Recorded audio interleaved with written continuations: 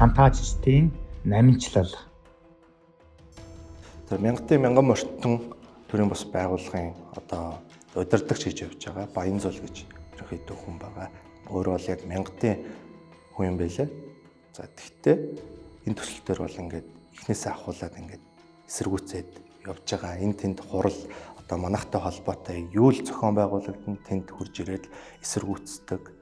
Одоо бид нарыг ингэж танилцуулах хийх боломжийг ингэж боодог, хаадаг тийм одоо ерөнхийдөө хүн байгаад байгаа. Өмнө нь одоо 2022-оос 23 оны хайгуулын ажил эхлэхдээ зэрэгцэн бас яг саяны үүссэн асуудалтай ижил асуудал үүсчихсэн хайгуулын талбай дээр. Тэгээд бид бүхэн бол ингээд бүх одоо холбогдох шатны байгууллагуудын зөвшөөрлөө аваад үйл ажиллагаагаа эхлэх гэсэн. Бидний үйл ажиллагаанд цаад болоод одоо кампийн ордог хаалган дээр 2 гэр бариад мань хүн тухайн үед өөрөө толгойлж ирсэн баян зүйл гэж байна. Шууд тодорхой нэг зүйл хэлчих. Монгол улсад өнөөдөр хүчин төгөлдөр мөрдөгдөж байгаа бүх хуулиудад хууль зөрчсөн нэгч одоо заалтыг нэгч одоо үйлдэлийг тэр компани хийгээгүй.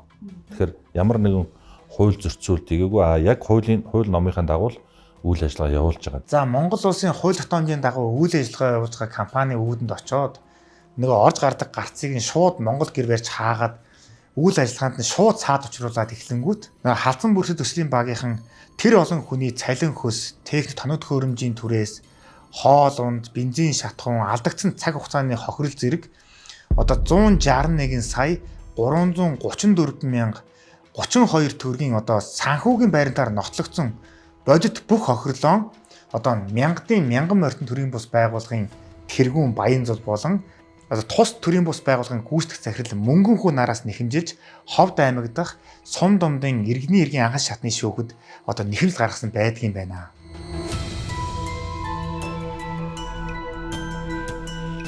За халдсан бүрэгдээ төслийнхний хийгчээсэн одоо хайгуулын үйл ажиллагаанд нь хууль бусаар цаад учруулж одоо онцгой хэмжээний мөнгөн хохирол учруулсан нь санхүүгийн бүх байрантаар нотлогдоод шүүхийн шийдвэрийн дагуу онцгой хэмжээний үр төлбөр тунах нь одоо тодорхой болоод эхлэмэгц мянган морьтон төрийн бус байгууллагын тэргүүн Баянзул гүйцэтгэх захирал мөнгөн хүнээр яасан бэ гэхээр уушлаарай миний буруу байжээ гэж одоо энэхүү алтан бичгийг бариад нөгөө төслийн багийнхан дээр очих болно. За энэ албан бичигт нь юу гэсэн байдаг вэ гэхээр манай төрийн бус байгууллага нь халдсан бүрэгтэй төслийн үйл ажиллагаатай холбоотой бие даасан арга хэмжээнд саад учруулахгүй.